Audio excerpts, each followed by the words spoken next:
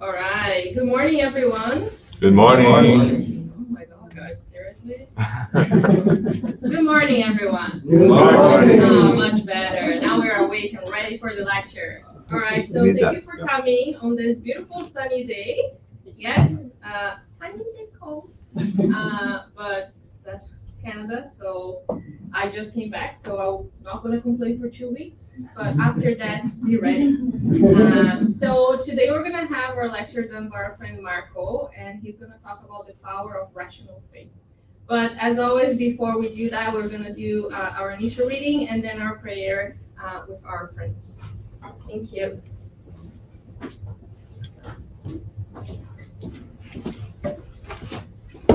Your ownership of earthly goods is relative.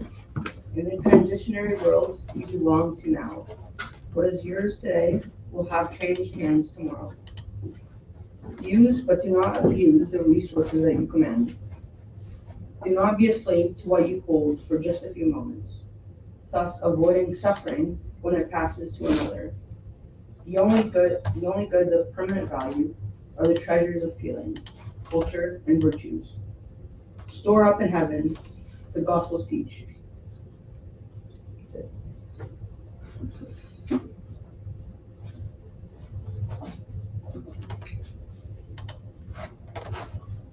Let's elevate our thoughts to God. Dear God, please invite Marco in his lecture. Involve him on all the good thoughts that will be relevant for us to learn today. Help us to absorb all the content in our hearts and our minds. Thank you.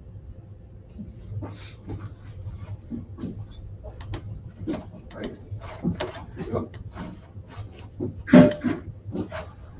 Okay, so thank you all for coming. It's very nice to see all of you here this morning. And I know Raquel did a great job waking everyone up, including me. So that's all good.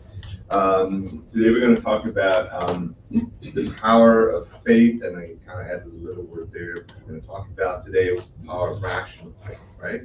I always like to start by kind of give you a sense of where we're getting this information from. So this is not me, Marco.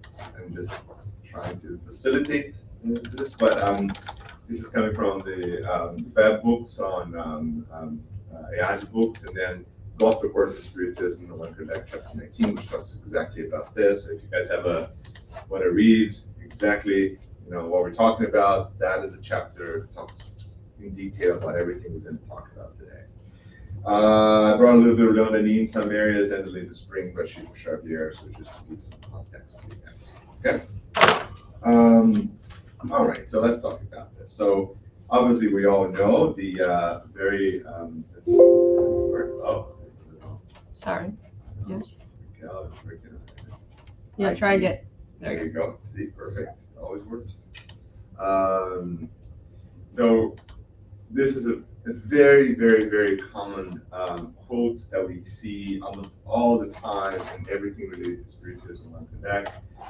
And again, this is that same chapter we just talked about, chapter 19, the Gospel According to Spiritism. And Connect says, unshakable faith is that which can stand face to face with reason in all epochs of humanity.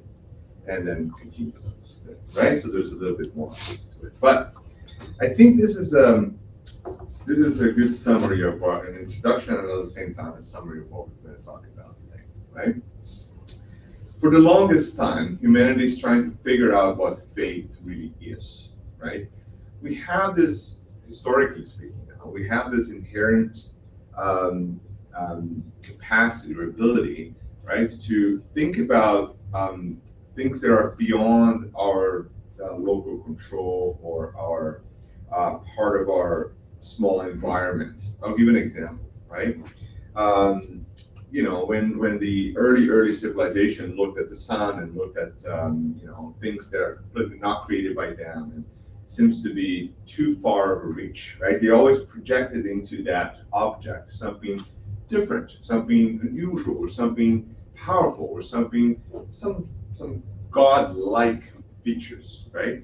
And obviously with that external projection of that belief, the idea that there's something more than us also started to pick up very early on in development of civilization, right? So that believing something that is not physical or local or touchable or created by us, that is how the very, very early setting of faith started, right? So we believe in something, right? We don't know what it is, hard to say, right? But we know that, it's different than me, not created by me. It's out there, right? So that concept obviously stuck on, in our development of it as a civilization, as a species, right? And throughout ages, that has fluctuated quite a bit, right? As we know by history, right? But faith is such a powerful tool, right? In some cases, that's used in the wrong way, right? It's used to take advantage of people. So that's why Kardec wants to be very, very clear about this. Like, faith, the real faith, the unshakable faith, the one you can't really get rid of, you can't control, you can't have other people influence, is the one that you can rationalize it, you can think about it, you can discuss with anyone, you can talk, you can read a scientific paper on it, and you're not going to be shaken or disturbed or feel like you have less faith when you do that, right? So that's tough, right? But that requires a lot of thinking, a lot of believing, right? A lot of reading. Like it requires a lot of stuff, right? It's not that simple, right? So in the book, and this is just a little passage, the book Jesus in the Home. There's a story which I find very interesting. That he talks about this 3 individuals that were contemplating the creation, right? 3 people, right? They were looking at creation, right? The planet, trees, sun, universe, right? And each one was arguing about the nature of God, right? To solidify their faith, right? So one of them thought, God is present in the sun.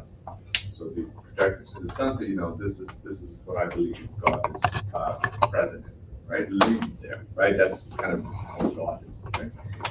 The other one said, no, it's the wind. It blows everywhere, it touches everything, it connects us, right? That's where the God is in. And the third one said, it's thunder. Thunder comes from the sky, it's a lot of energy, a lot of power, there's the brightness, the light. He kind of created the idea, the concept that God was living in thunder, right? And then they start to argue. Right? And it is interesting, the 3 of them were working as co-creators of God, like by changing their environment and building things and, developing their faith, but they couldn't agree, right? What is the nature of God? That was the pointing question that made them disagree so bitterly about it, right? And they kept going, right? And when they were all praying, they all asked for the same thing. One went to the God of, sun, the other one went to the wind, the other one went to the thunder, and they all asked for blessing. They all asked for support for their work. They all believed in a kind of the same concept. Right? There's something different than them, about them, or different that they could ask for, they connect to, and it's part of who they are, and they ask for blessings. You know how interesting that is. They just disagreed on kind of what is the nature of it, right? But unfortunately, that kind of started to get out of hand. They started to fight about it, right? So now one that believed that the wind was the powerful started to say that the thunder was not. And when the thunder started to fight with the sun and say, you guys don't agree, don't believe, that became physical. They actually started to fight each other, right? And they armed themselves, right, which is interesting, right? So one armed with ore, right? The other one armed with pieces of wood, right? And the other one armed with stones. They started to kind of throw stuff at each other, right? Fighting because of the nature of God, right? And what their faith represented, right? But they continue asking for help, right, at the same time. So they're still connecting to that creator. And then finally, an angel comes, right, to the three of them, and said, you're all right, in a way, right? Obviously, you're always asking for protection and for blessing and all of this, and there's a creator, yeah, you're absolutely right. But what really makes you show your faith is not the nature of what you're saying you believe on, right? So each one will have slightly different ways of seeing their creator, right? And the angel says this, and I have a quote here, when people hold on to their heaven's blessings or belief and do nothing for others, right, or for themselves, they're like a miser who dives headlong into the hell of thirst and hunger in order to wrongly hide the wealth that God has loaned him. For this reason, faith that does not help, teach, or console is no more than dark vanity in the heart. So faith, right, that does not teach, help, or console means nothing, empty, oblivion.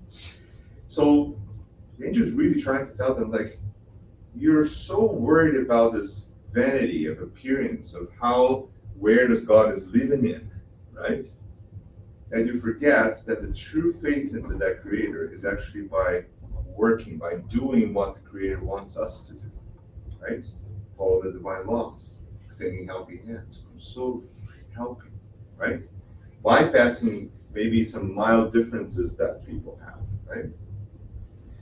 And then the angel continues, if you really want to show your faith right now, take what you're using right now to destroy each other, take the pieces of wood and build a house for those who need. Take the ore and make it into something useful, right?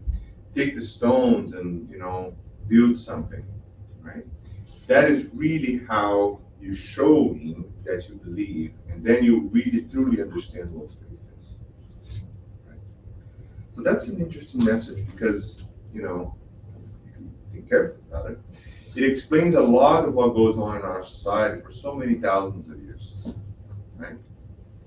And the truth is, obviously, all this information we have, no matter how slightly different we interpret it, comes from one source, right? Whether we call different names or we believe in slightly different traditions, that is our creator, God, right? And exactly like these three individuals here that got lost into this external appearances of their faith, forgot that the important thing was always to be there for others. Right? And I think if we, as a society, understand this truly, all these little differences that cause so many death and war and tragedies in the world will be so easy to get rid of, right? If we believe more and more on what really this message tells us and what we're going to talk about today. What really is faith, right? So another interesting thing, because I'm totally biased as a scientist, I always like to have one slide talking about science, right? So when we have a question about faith, right? So what is faith? That will be the question, right? How do we approach it, right? There's different ways of doing it. So, faith is one of those tricky ones, right? Because some people say, never ask about it, don't talk about it, that's it, that's faith, that's it, right? You just believe, right? But interestingly enough, Kardec took a very different road to that. So Kardec followed kind of this basic principles of how to approach a question, or we call it the scientific method, right? You do your research, you generate a hypothesis, right? So what do you want to test, and then you figure out a way to test whether your question is yes or no, true or false, like what you believe or not, right? And this is Newton here, you see on the left side, Isaac Newton. And, this is an interesting, just to illustrate this, right? Because, remember that story of Newton sitting down a tree and the apple fell in his head kind of thing, right? So if you take that, kind of tale of a story, but you make it in a real concept. It's like, yes, objects fall, right? You do, right? That's obvious, right? But everyone kind of ignored it completely for maybe thousands of years. Because Newton, we're talking about 1600s, right? So it took that long for someone to see something falling without anyone touching it. It just falls to the ground and say, there's something more to that, right? And he hypothesized that there was something external, something everywhere in our planet, right, that would actually bring that object down to Earth. So Earth was attracted somehow, right, including us and everything. So that's why he created the famous hypothesis experiment that would be very easy to reproduce, right? I can actually do it right now. I'll do a Newtonian experiment, and it still works very well. After so many thousands of years, and this is like what scientists do every day in their work. Like, I don't drop things most of the time because my students would be very upset with me if I do that, but this is really how you approach something that is obvious, right? You just do a basic experiment, and then you report results. He reported the results, and obviously, there was a lot of back and forth, right? It's not that, right? So another scientist that I really admire, obviously, and actually wrote an essay that is very interesting, is called Albert Einstein. You guys heard about it? No, not really. No. In 1937, he wrote an essay, and it talks about the branches from the same tree. So this is an interesting essay he wrote. And he says, and this is quoted heavily, I would say, and I'll just read exactly what he wrote. He said, all religions, arts, and sciences are branches of the same tree. That's phenomenal, right? Because that's actually not very different from what Kardec wrote in 1850, right? That's exactly what he said, right? In the very first book, The Spirit's Book, the introduction, right? He said, there are things that religion has, over the long term explained in different ways. There are things that science explains through the methodological approach. And in the end, all of this information has to come together because it all comes from the same branch tree, which is God. That's the only difference.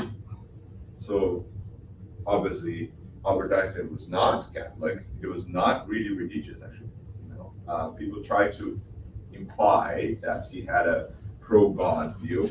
Realistically, as a good scientist at the time, he had questions about everything, including that, right? It makes total sense, right? So he continues on. So all these aspirations are directed toward ennobling man's life, so making him more noble, right? Lifting it from the sphere of mere physical existence and leading the individual towards freedom. Oh, that's tense, right?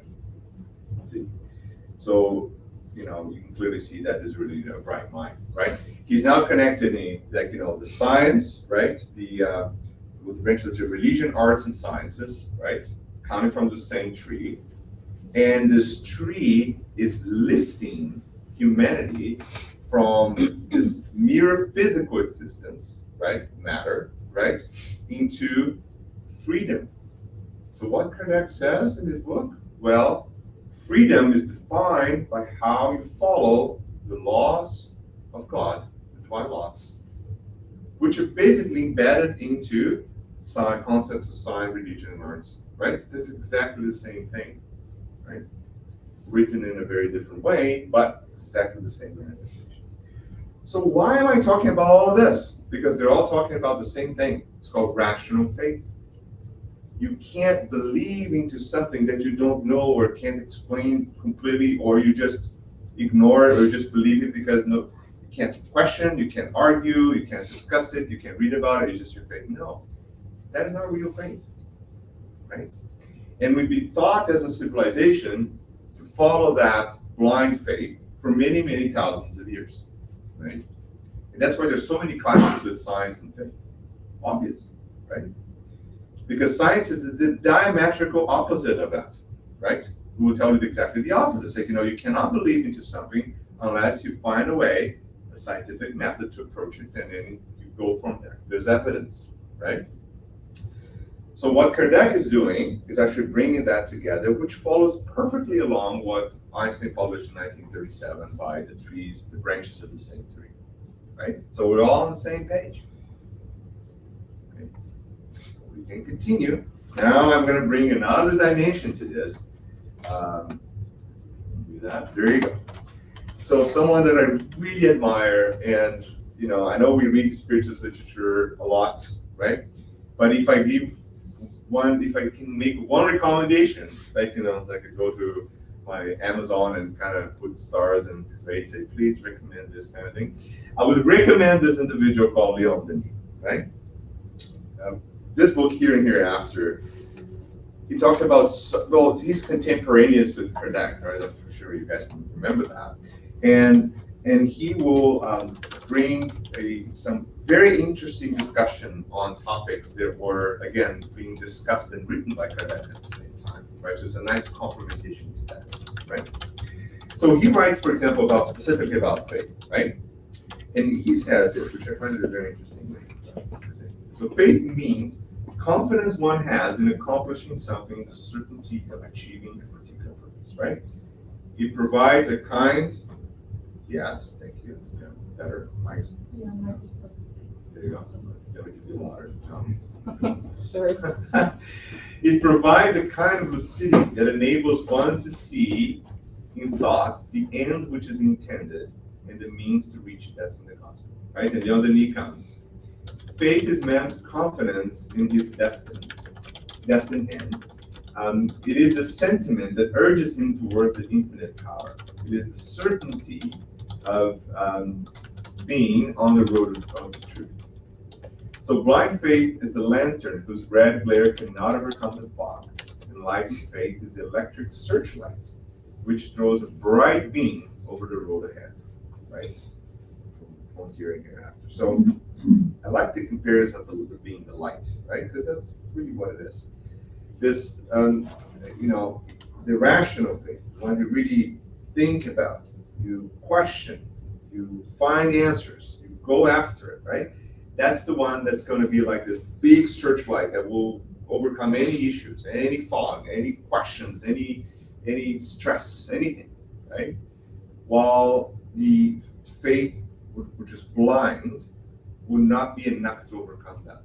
It will become actually dimmer with time, right? The more challenges it has, the dimmer it gets, right? That's kind of the exact opposite. That's what Leon Denis is referring to, right? So let's talk about that then. Let's talk about blind versus rational faith, okay? All right. So I borrow from Merriam-Webster website online, which you can quote that faith is complete trust and confidence in a person, which is kind of interesting. Obviously, this is a very physical description of it.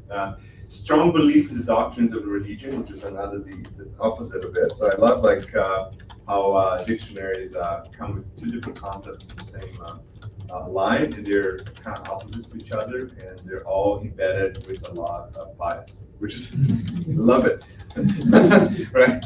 Because realistic, complete trust and confidence, it's kind of interesting in a person, which is kind of object of a person, and the other one is the doctrine of religion, so it's associated religion with indoctrination, which is also a very biased religion. Anyway, so I don't like that definition, you can tell.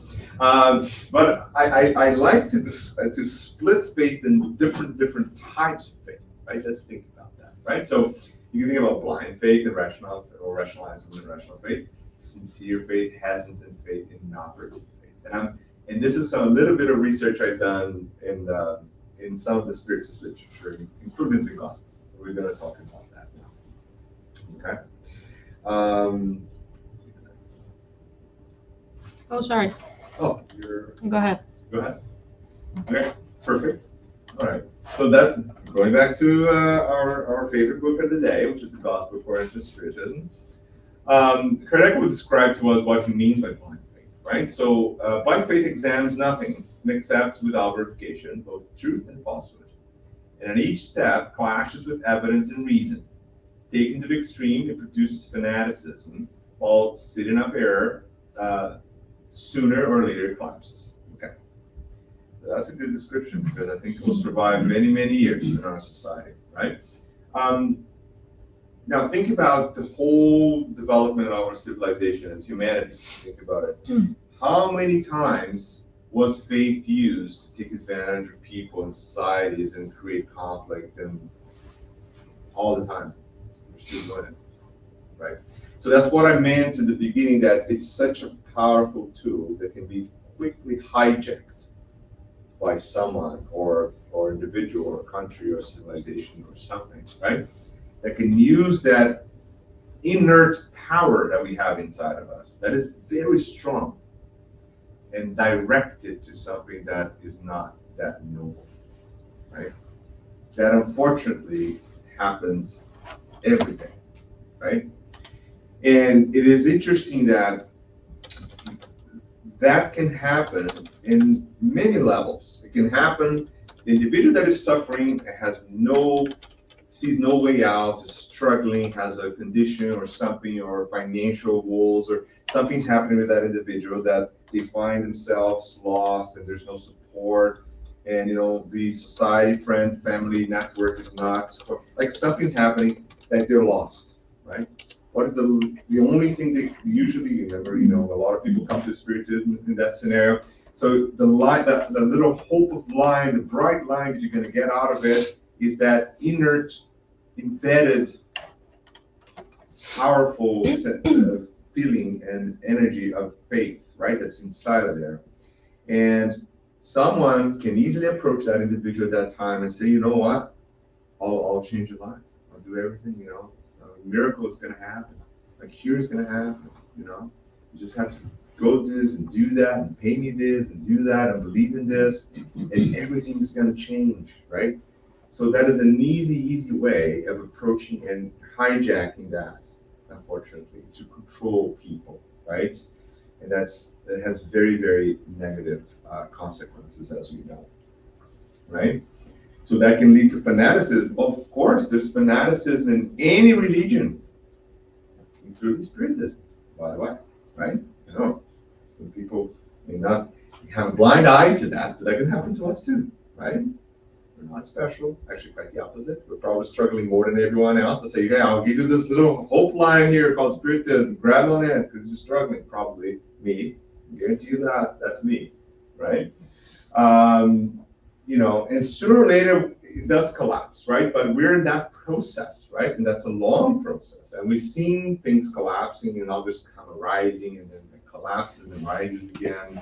Because that's how we're still evolving, right? We're evolving through cycles, still of coming back and making mistakes and go back and then come back and do the same mistakes, right? That represents our reincarnation process, right? Only faith that is based on truth guarantees the future because it has nothing to fear from the progress of enlightenment. Seeing that what is true in obscurity is also true in the light, right? And each religion claims to have possession of exclusive truth. So that's a great one, right? That is always a problem, right? Because in science, I'll give you an example, right? The most important thing for scientists is to know what they don't know, to understand clearly what they have no clue about. That's a great start, right?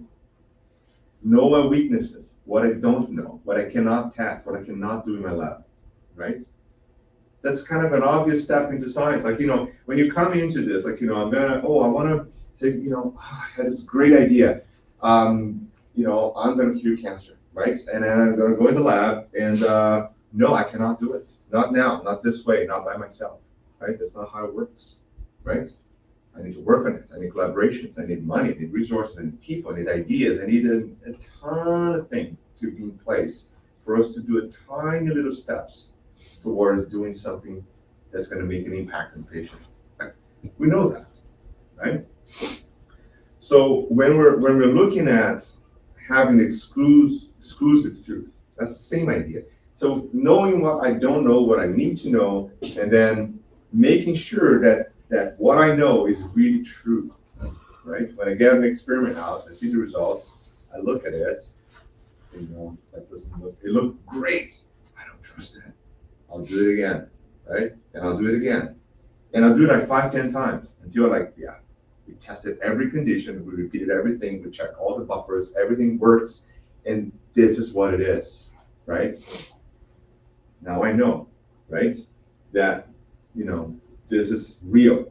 And then the guy next door to me will do the same experiment, and he'll get a different result. And I'm like, oh, okay, maybe there's something more to this, right? Now we have to get together and say, figure out what happened, because this may be the answer to something so important, right? And that's how science works. Like we comment at each other, we say the other's wrong and right, and we go there, repeat it, and we do it again, and we publish, right? We do constantly driving towards that search of truth, right? But we know that all of us, we don't really have exclusive truth. That's like it doesn't happen. Our truth is basically if everyone can replicate what we do so many times, that becomes a thing that we say, okay, we cannot argue with this anymore. We settled. This is what it is, right? It takes a long time, right? So in religion, if a religion or individual or someone comes to you saying, I have the exclusive, I have the truth. Oh boy. Like as a scientist, I'll look at that as like, no, let's do that, right? Because it's definitive, it's a fact that whoever says that is already wrong, like to start with, right? You know, it's just the same as someone like me. If I'm in the lab, I do an experiment, it's like I'm the only one that can do this and I do it right, I'm already wrong. Because if I'm the only one that can do it, then it's not proven by other people, it's not science, no one can repeat it, that's it, it's done, it's a lost experiment, right? See, it doesn't work, right? So in faith, it's kind of the same idea, right? So how do we do that, right? How can we do that, right? Let's do this. Let's go to the next slide. Continue on. So sincere versus hesitant faith. That's another concept that Allan Kardec brings, which I find really, really interesting, right? So sincere and true faith is always calm. Isn't that beautiful? Like, one of the things that really brought, I mean, there's a lot of things that brought me to Spiritism, including the fact that I was messing up so much in my last 10 incarnations that I think my mentor said, let's just move on with this guy, that's it, right? But one of the things that really brought me into Spiritism is, knowing a few friends that calms the guy that would work for them. No matter what life hit them with, they'll be like, you know what, yeah. It's fine. We'll get over it. They always have this faith. They never said anything about religion to me. Never. It's like, oh God, like the Son of the God will come and will save the world. No, never. They'll be calm and peaceful, and they'll always support it. It's like, you know what? Yeah, we'll do this. Like that faith that is so powerful that does not need to be said. No one needs to be saved. Just that energy that flows out of them, right? When you have true faith. I could not understand how that, I was like, this is like on drugs or something. Right? I don't understand. How can someone be like this? I was about to kind of hit someone on the face, and they're like, poor guy, right? You should pray for them. I'm like, pray for them? What are you talking about? Right? I want to hit them. Right? It's kind of the opposite of it, right? With my teenager years, right? So I was thinking about that. I was like, there has to be something about this that I don't know what it is. But I need to figure it out. So that's one of the clues that I got on Spiritism. I still said no at the time, but eventually it got back to me. But we got there. So faith is always common. That cannot be more true, right? True faith, right? It provides the patience that knows how to wait. Because having its point of support in the mind and understanding of things, it carries the certainty of arriving at its objective. So true faith is like this. You know for a fact that we're going to be perfect one day. It's a fact. Spiritism tells us that. So that automatically takes us on the stage of agitation and stress, right? Because whatever is happening, it's tiny compared to the final objective. Right? That's true. So hesitant faith senses its own weakness. Oh, look at that. So I have big gaps in my faith. I know them, but I ignore them so I can survive, right? By doing that, it senses its own weaknesses, right? So when it is stimulated by interest, it becomes, incensed, and thinks it can supply the strength it lacks by means of force. Look at that. When my faith is weak, right? I have to be louder. I have to be more aggressive, right? I have to show it more emphatically that I have that faith. I have to be on stage and raising my arms and the things happening around me to show force how faithful I am. Not good. All of that theatrics is basically showing that the faith is weak. Because if it was really sincere, it would be like Chico Xavier. Right? You'd be like, yeah, my friend, that's okay. You just feel it. Right? You can absorb it. Like almost like you feel when you're close to the person, right?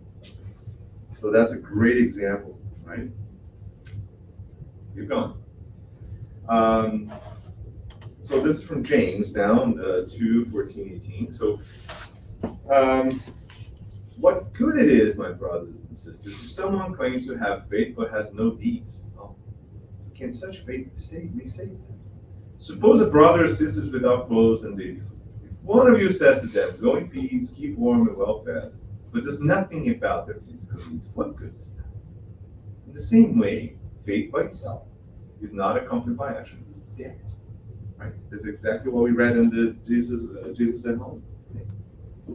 Because faith alone, so we talked about sincere, rational, and all this, but,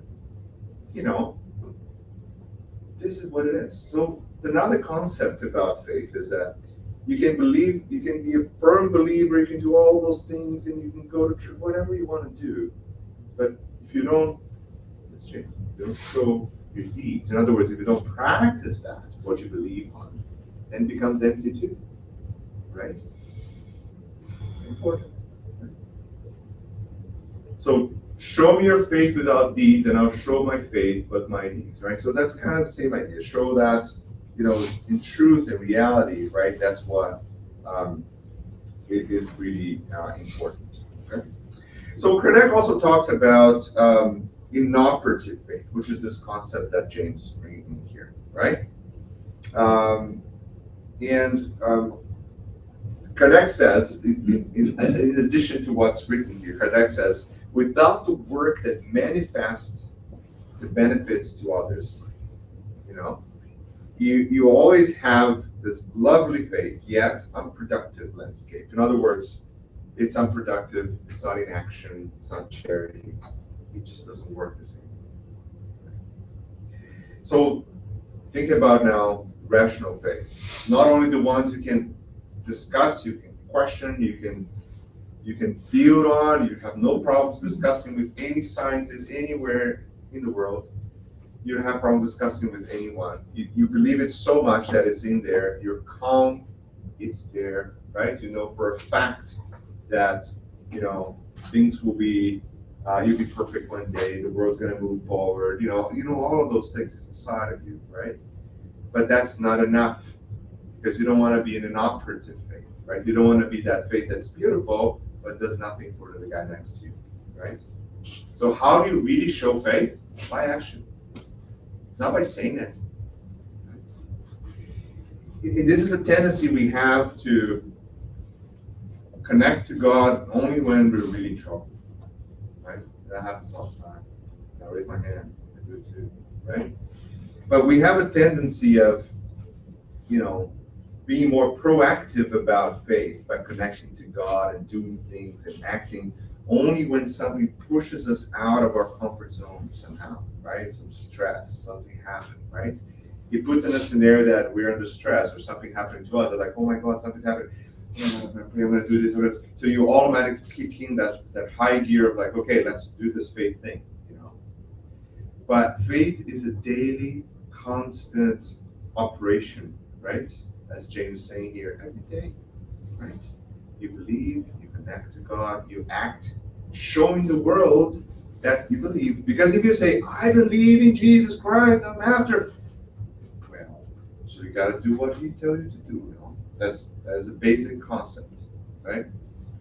Because if you repeat yourself every day 500 times that you believe so much in that, but you do nothing of what he's asking you to do, then it's kind of silly, right? It's like the same idea, you know, I like to compare with kids. I don't know if you know that. I have 3 of them. It's like I have different age groups too, so I can refer to different, you know. But, you know, it's like, you know, you're telling the kid, you know, like, you know, you can't just roll down the stairs like that, because eventually, like, this is going to be bad, right? You're going to hurt yourself. You know, it's a bad idea, right? You still want to do it. You say, like, this is a bad idea, cannot happen, right? You still want to do it, right? And then at some point, they'll try to do it, and you have to run and catch them, right? Physically, you have to, right? Otherwise, they will jump, right? So it's exactly like us in religion and faith, right? So Jesus is saying, guys, like charity, you know, care for others, you know. Yeah, I know. It's like, I don't do it. Right? You can't hurt each other person. You can't project this evil thoughts on another person.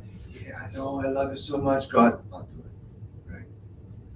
By the 100 millionth time we're doing that, something's going to happen that will actually prevent us from doing that for our own good. Right? It's going to happen. It's like me dashing in the stairs and kind of jumping to catch my kid rolling down. I have to do it, because if I don't do it, it's actually going to be worse, right? So in the matter of faith and religion and how we do things, you know, we know by so many sources and ways of what we got to do, what cannot do, who's too good at it, right? So that is kind of this concept of the operative faith too, right? If you believe so much, and you say you believe, but you don't do that, right? You just don't do it. You do exactly the opposite of what you're supposed to do, right? So this is another concept that adds on to James. And James continue. So the book Leaving Spring, there's also a little passage to that I find very interesting. You know, that's in the same concept about James and operative faith, right? So he's going to say, those who can receive just one drop of spiritual knowledge in the core of their soul, demonstrating the maturity needed for the superior life, should immediately look for the service of which they're called for everyone's progress, right? In other words, you call and you answer, right? Therefore, to keep religion's ecstasy in the heart without doing any work to develop wisdom and love, which are part of the service of charity and education, is the same as keeping in the living soil of the sentiment a dead idle bird amongst useless flowers and shining promise. In other words, it's kind of useless, right? So James is very good at showing this. Okay, so let's go to, I think let's keep this down. We'll go to the power of faith now. Okay, right. So how powerful is that then? We talked about blind and rational, non-operative. We talked about all those things. So what about it now? Like what? How can we use it? How can we, you know, what we do with it, right? So I really like this. This is Matthew, right? He remember when he asked this, right, to Jesus, right? He asked that, you know, why could we not expel the demon, right? This is obsessing spirits, right? If you had faith as a mustard seed, you would say to this mountain, it's like nice. This is like a AI generative slide, so we baked out the mountain, put a big mountain there. So very smart, Microsoft. That was really good. Move from here to there, and it would move, and nothing would be impossible for you. Jeez. Like I'll be honest with you, I still read that, and every time I read that, I have this little thing happen. Like, oh my god, because you know, you guys see a mustard seed, right? Dijon mustard, like it's very strong, right? But interesting is that look at this concept, right? It's so interesting, right? So look at that mountain, you can move it like nothing would be impossible to you, right? So that reminds me of how far away am I right now from having that true faith, right? Because Jesus is talking to a spirit that's been prepared for hundreds and hundreds of years just to come and be working with him to this incarnation, right? This is not random, right? It's not fisherman that all of a sudden walk on the beach and say, yeah, you follow me, masters? Yeah, sure, I'll do. I'll leave my boat, I'll leave my family, I'll leave everything. Awesome. I'll just go for a journey with you. Yeah, I don't know you, buddy, but this is not happening, right? It's not going to happen. These spirits have been prepared for centuries, right, in the spiritual world, being that mission with the Master Jesus, right? So these spirits are, they're into it. They know it, right? Although they don't know the incarnation, they know as a spirit, right, what's happening. And they're still questioning, right, why I can't do this, Master, right? Faith, right? Where is your faith? Show me your deeds. Remember, James? That's exactly what he's saying, right? Obviously, the mountains here can represent a million things. We can spend like 5 hours. We can do a seminar the whole day just talking about what these mountains represent, right? And we wouldn't answer all of the options, right? It could be your difficulties, challenges, and with e-wheel and some parts of the incarnation process and your family ties, like, oh, you name it, right? Work, oh, whatever, right? So it could be any type of challenge, right? Which is big, unsurmountable, can't pass it, right? That's the idea, right? Selfishness, you name it, right? But truly is a good example of kind of, what we need to work on, right? And then they continue in the same chapter. There's a robust faith, right? Gives perseverance, energy, resources that allow you to overcome these obstacles, right? Large or small, right? From wavering faith results only uncertainty and the kind of hesitation which those adversaries will need to take advantage of. So unlike that's all Allan Kardec in the Gospel according to Spiritism. Okay. Now I'm going to end with this is a very interesting passage that from the book Amigo, right? And this is Chico Xavier, right, for Spiritual Manual, right? And I want to end with that because I think it's a great summary for a conversation on faith. Right? So it starts like this. So faith in God does not keep away the inevitable trials. Because one problem that we have is say, I have so much faith in praying a lot, and I still something happened to me. It's like, thank God. Because the reality is that that's part of the cure. That's exactly what you needed. It's so hard for us to understand. I struggle with that too. Everybody struggles with that. But that we know, when you really know what faith is, you understand that too. Right? You will not keep away trials. You need those, unfortunately. You'll make it less and you'll make it easier, right? But you still have to go through it. Right? But it gives you the strength to support them, right? Faith does not move obstacles out on the way. However, it will help you understand each one of them. You may receive in silence the message they convey. So it will help you, right, to overcome. Faith does not keep you from the disillusion and disappointment that the world will trigger, but will help you learn the lessons they convey. Faith will not prevent your most fond companions from moving away from you during your journey.